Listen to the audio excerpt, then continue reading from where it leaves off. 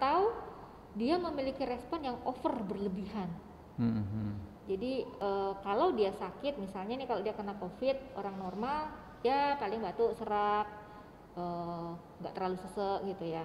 Tapi kalau yang obesitas itu bisa batuk, serak, seseknya lebih hebat gitu. Jadi ibaratnya pertempuran, medan pertempurannya itu sudah porak-poranda. Kalau yang dia obesitas, akhirnya apa? Meninggalnya dengan gagal organ karena rusak semuanya. Oke, Dok. Nah, kalau kita sebagai masyarakat awam nih untuk mengetahui atau mendeteksi, oh ini saya nih kekurangan gizi atau kelebihan gizi itu seperti apa, Dok? Paling mudah kita sebenarnya ini juga bukan hal yang pasti gitu ya, karena kalau masalah berat badan itu kan pengaruhnya ya, kita bayangin tubuh manusia, di dalam tubuh manusia itu ada otot, ada lemak, ada air, ada tulang. Bahkan ketika kita makan ada bahan makanan, ketika kita belum buang kotoran ada kotoran kita gitu ya, banyak sekali yang waktu kita timbang ya itu yang tertimbang. Nah cuma ini bisa dijadikan istilahnya kayak semacam screening lah ya gitu, itu namanya indeks massa tubuh. Kita bisa lihat ukur berat badan, berat badan ini diukur dalam satuan kilogram. Kemudian ukur tinggi badan, tinggi badan diukur dalam satuan meter. Berapa berat badannya? Misalnya berat badannya 50 kilo. Tinggi badannya berapa? Tinggi badannya 150 cm, artinya 1,5 kan? Setelah gitu untuk mendapatkan indeks massa tubuh berarti berat badan dibagi tinggi badan kuadrat. Jadi tinggi badan yang 1,5 tadi dikuadratkan dulu. 50 tadi dibagi dengan 1,5 kuadrat. Nah, ketemulah hasilnya. Nah, dari situ range-nya berapa? Kalau kita bicara normal, kita bicara antara 18,5 sampai 22,9. Nah, range-nya itu normal. Kurang dari itu kurang, di atas 22,9 berlebihan. Cuman kalau untuk mengatakan obesitas, nah ini banyak kriterianya. Ada kriteria WHO secara umum itu kalau untuk di atas 27. Tetapi sebenarnya antara 23 sampai dengan 27 itu juga sudah terjadi untuk Asia Pasifik ya. Ada penelitian WHO yang untuk Asia Pasifik ternyata antara 23 sampai 27 ini sudah meningkatkan resiko terjadinya penyakit metabolik seperti diabetes, hipertensi, dengan kardiovaskuler. Jadi tetap untuk kita tetap waspada di 25 ke atas itu kita sudah harus waspada. 23 sampai 25 sebaiknya juga diturunkan deh gitu. Jadi kalau kita sudah itu bisa sederhananya itu.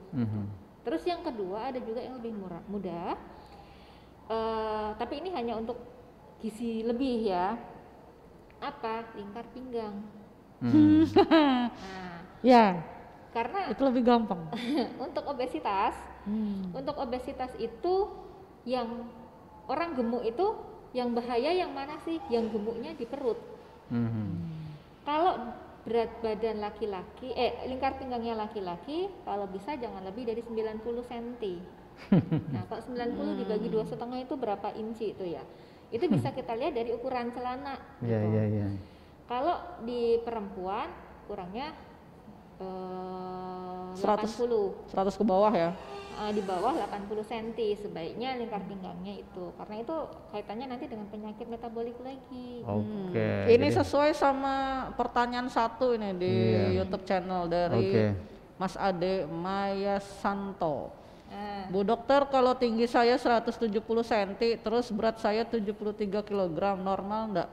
Hitung dulu ya. Berarti ngitung dulu dokter. Padahal konsultasi ke rumah sakit bayar. Sekalian konsultasi ya, yang mau konsultasi gratis. Jadi Tribuner silakan yang mau konsultasi mengenai gizi bisa langsung chat aja ke Tribun Kreatif Official atau di Smart FM Balikpapan. Ini kan tadi 70 cm. Tinggi 170, berat 73. Beratnya? Berat 73. Oh, 73. 170 cm, beratnya 73. Tinggi badannya Tadi berat badannya 73 kg. Kita bagi dengan 1,7 kuadrat. Kali kuadrat kan ya. Satu yang dikuadratkan adalah 1,7-nya. Kalau saya ketemunya di sini 25,26. Lebih berarti ya. Nah, berarti sudah masuk dalam obesitas. Dia obesitas.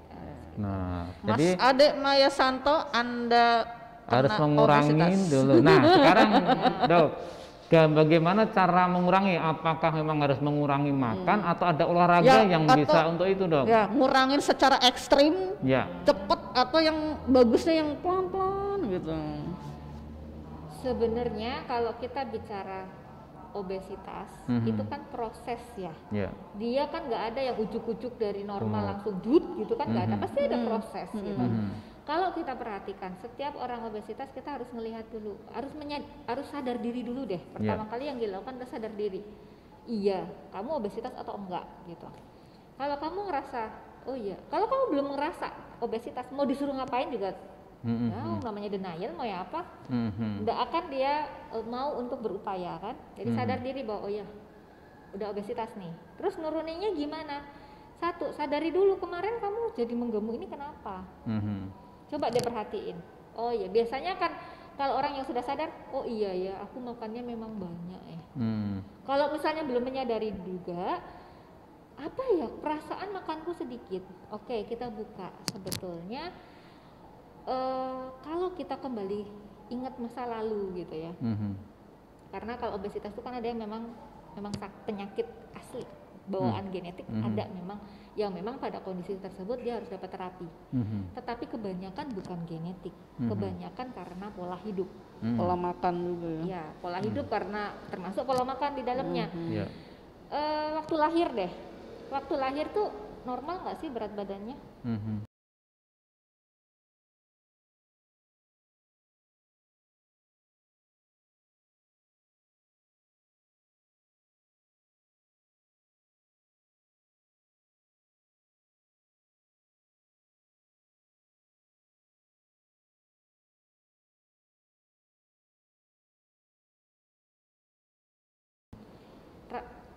Allah tuh selalu ciptakan manusia tuh normal.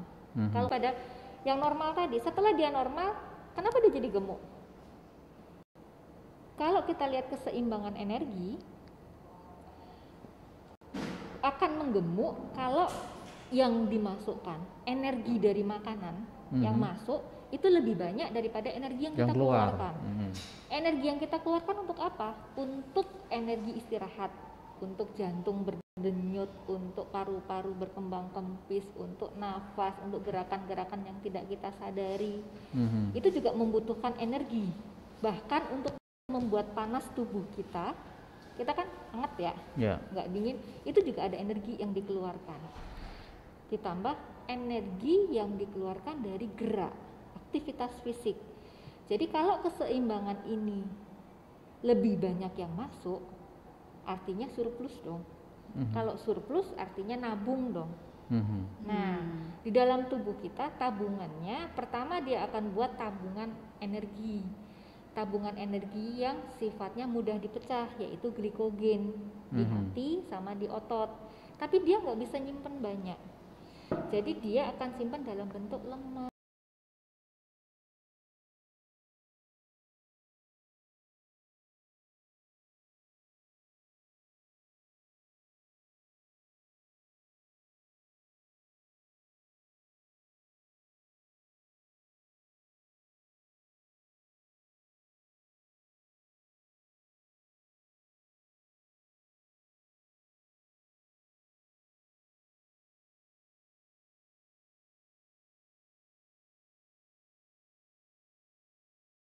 Gitu.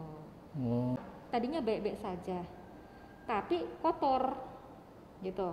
Nah, kita mau bersihin kotoran. Kalau kita bersihnya pelan-pelan, tidak ada terjadi huru-hara di rumah itu. Tapi kalau kita kotor, akhirnya dijebol sana gabung.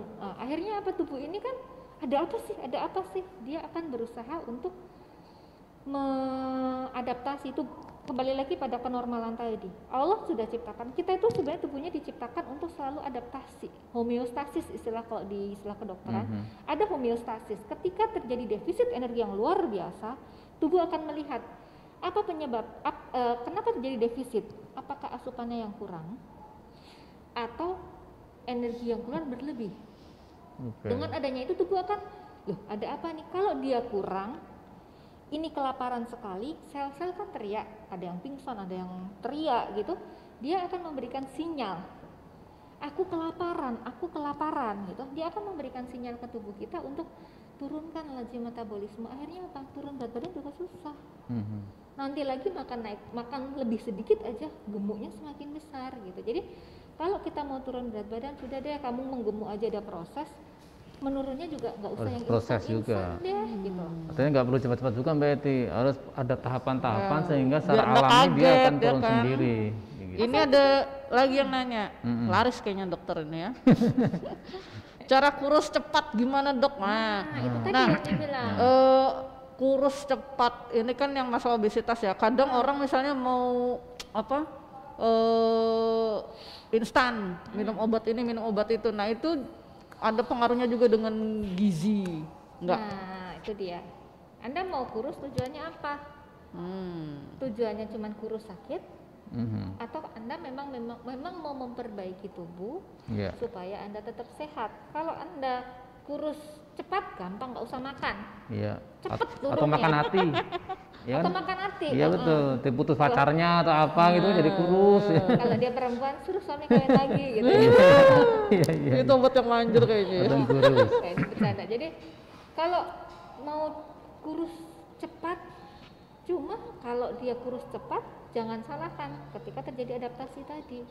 Dia akan seperti itu, ya udah nggak usah makan aja terus, akibatnya badannya juga kekurangan gizi yang lain toh. Jadi serba ini juga ya, serba salah juga ya. Dan apa ya karena ada proses tadi, turunnya juga berproses. Dan kalau Anda mau permanen, lawang menggemuk itu karena perilaku kok.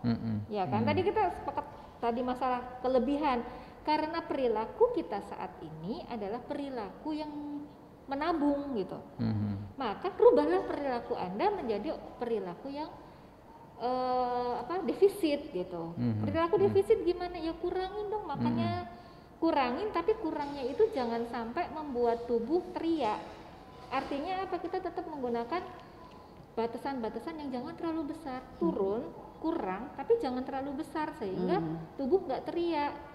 Sama aktifkan dong, yang tadinya cuma duduk-duduk saja, ayo dong sekarang berdiri. Nah itu ya kan, olahraga ini ya kan, kadang masyarakat ini olahraga ini kadang masih jadi apa ya? Dan olahraga kan harus rutin dan konsisten juga, tidak hari ini olahraga mau turun nanti besok nggak lagi kan gitu dok ya. Artinya itu sebetulnya nih Mas On, masalah olahraga itu mindset lagi nih. Orang selalu menganggap olahraga, kalau kita lihat zaman dulu nih, ada orang nge-gym nggak? Zaman dulu nggak ada orang nge-gym, tapi badannya kenapa bagus? Tapi ke sawah rutin ke sawah kerja, kalau orang petani gitu kan sawah ke kebun rutin tiap pagi, sore. Dari sini mau ke pasar butuh jalan kan? Sekolah, sepedaan tiap hari, jalan rutin, kaki gitu kan. Sekarang sebenarnya yang dibutuhkan apa? Aktivitas fisik nggak harus jogging, nggak harus senam, nggak harus beli sepeda baru. Sekali lagi tren sepeda atau pinjam sepeda kantor tiap sore jalan gitu ya. Sekarang perbaiki deh jalannya, ayo kemana jalan gitu ya. Jadi aktivitas terus cara jalan juga kita bisa perbaiki jalan kita yang tadinya nyantai gitu ya. Coba deh berdiri tegak gitu kan, perutnya tarik sedikit, langkahnya diperbesar gitu. Itu aja sudah jadi rasakan. Ini beberapa hari ini tadi saya ada konsultasi via online gitu, saya suruh coba deh lakukan sekarang. Anda lakukan jalan biasa, terus kemudian Anda lakukan jalan seperti yang saya minta. Olahraga jalan pun ada ada cara ada dengan jalan santai sama jalan yang dokter ini kan beda ya.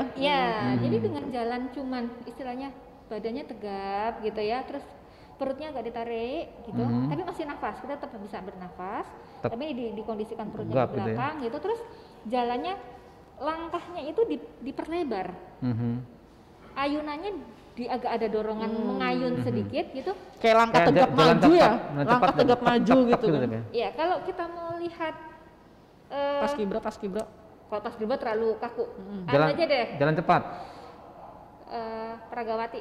Cuman kalau Pragawati kan bentuknya dia silang gitu ya. Tapi dia lurus biasa, tapi Pragawati kan nggak ada yang jalannya kecil-kecil. Dia jalannya kan tuk jalannya dan secepat itu, cepat begitu. Itu rata-rata kalau saya suruh minta coba praktekin sekarang, iya ya dok ya, beda. Itu minimal berapa kilo dok? Kalau kita bicara jalan, atau disesuaikan dengan kemampuan kita aja? Kemampuan kita saja. Cuman kalau kita bicara jalan, kalau dari asosiasinya osteoporosis, mereka menyarankan 10.000 langkah per hari. 10.000 langkah per hari itu memang lumayan sih. Saya kalau lagi dinas di rumah sakit, pasien saya banyak, itu baru tercapai 10.000. Ternyata kalau tidak, ya memang saya harus menambah gitu. Menambah beberapa. Jadi keliling rumah sakit kan ya seberapa kali gitu ya, baru tercapai gitu ya. Iya, jadi ada beberapa teman saya yang akhirnya ikut program saya itu, dia mengkhususkan diri sebelum dia masuk ke ruangannya, dia punya, saya harus keliling rumah sakit dulu 2 kali. Dengan cara jalan begitu, ya konsisten beliau jalankan. Karena aku tuh orangnya nggak suka jalan, saya nggak suka ke keramaian, saya nggak suka misalnya ke lapangan Merdeka atau kemana gitu, saya nggak suka gitu. Ya udah, perbaiki jalan. Satu-satu caranya itu ya. Jadi sebelum sampai ke tempat kantornya, terus kalau parkir juga begitu, beliau ngambil parkirnya agak jauh. Oke. Ngambil parkir jangan yang dekat nanti gitu ya. Kalau enggak itu dari rumah ke Smart dan kaki. Oh bisa. Ya. Sebetulnya di Balikpapan bagus ini kalau sekaligus gitu ya. Sekaligus untuk kota ya, pemerintah kota, kita kan punya gedung parkir. Di sekitar gedung parkir itu kalau kita perhatikan banyak sekali yang parkir tuh. Itu sebetulnya kalau kita gaungkan ini bersama dengan program untuk melangkah gitu ya. Sebenarnya programnya bukan program olahraga gitu ya, tapi kita mulai aja dengan memperbanyak langkah, memperbaiki langkah dan memperbanyak langkah. Jadi ya orang Pemkot parkirnya aja di gedung landasannya kan, jangan dari gedung parkir ke Pemkot kan. Tapi kita ini kan kadang terlalu manja kan, parkir 100 meter jalan aja capek sudah, nggak mau. Ada pertanyaan lagi, satu terakhir ini ya, kita tinggal 5 menit kebersamaan kita dari operatornya. Nggak usah lah itu, cari yang lain aja. Tapi ini perlu juga olahraga seminggu 3 kali, terus stop, berat badan bisa naik. Ya jelas lah. Kan tadi keseimbangannya yang dikeluarkan biasanya olahraganya mungkin bisa ngeluarin 300 kalori. Lah kalau stop dia jadi itu makanya kurang 300-nya tidak berkurang lagi, ya udah bisa naik lagi. Oke, ya. Gitu. Jadi tinggal 3 menit Mas Son kebersamaan kita. Kalau saya sih lebih gini, Dok, sekarang kita kembali lagi soal pembicaraan soal apa sih yang dilakukan pemerintah kota ke depan gitu ya.